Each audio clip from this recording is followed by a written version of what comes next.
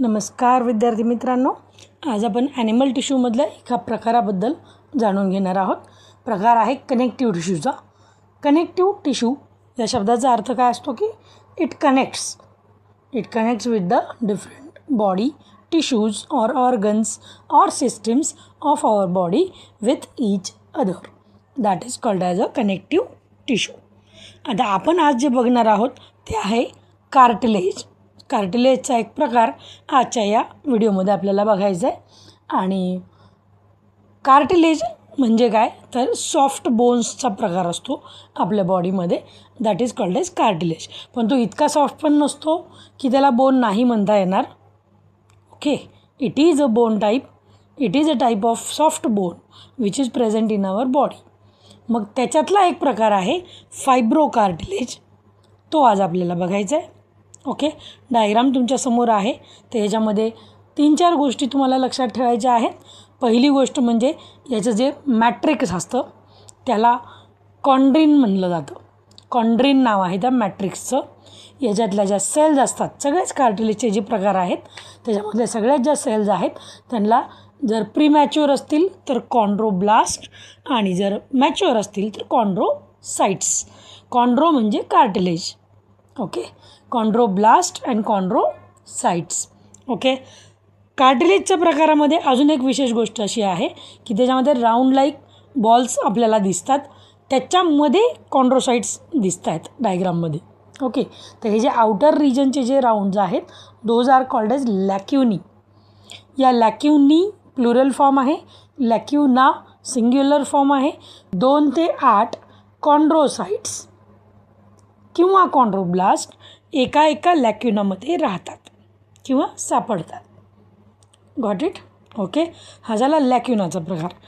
ज्याचं जे मॅट्रिक्स आहे तर मॅट्रिक्स स्पेशल मिनरल्सचं बनलेलं असतं त्यामुळे त्याला वेगळं महत्त्व येतं.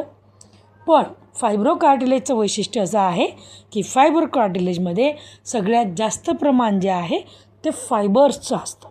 आणि फायबर जो आहे तो एका विशेष प्रोटीनचा बनलेला आहे. That is called as collagen.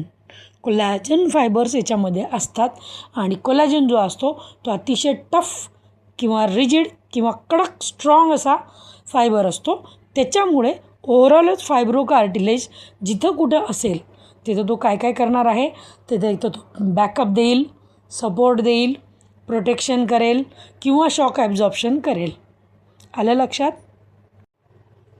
मग आता हे शॉक ॲब्झॉर्बशन किंवा प्रोटेक्शन किंवा या सगळ्या ज्या गोष्टी आहेत याची गरज बॉडीमध्ये कुठे कुठे पडते ह्या गोष्टीचा जर विचार केला तर आपल्याला त्याचे जे लोकेशन्स आहेत फायब्रो कार्टिलेजचे ते आपल्याला इझिली लक्षात येऊ शकतात किंवा गेस करता पण येऊ शकतात. का मी हे सांगते तुम्हाला कारण याचे लोकेशन नीटच्या एक्झाममध्ये विचारले जातात. ओके, सो आपले ज्या इंटरव्हर्टिब्रल डिस्क्स आहेत त्याच्यामध्ये फायब्रो कार्टिलेज असतो.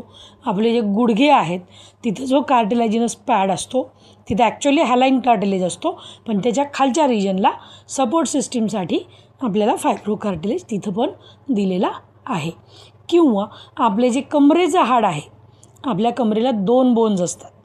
ओके, आपल्या कमरेला 2 बोन्स असतात ज्यांना कॉक्सल बोन बनलं जातं. आणि ह्या बोन्सचं जे बारीकसं जॉईनिंग आहे सेंट्रल रिजनला त्या ठिकाणी थोडासा फायब्रो कार्टिलेज प्रेझेंट असतो. कशासाठी? त्या ठिकाणी काय म्हणता येईल त्याला, त्या 2 बोन्सच्या कनेक्शनसाठी या फायबरचा वापर केला जातो.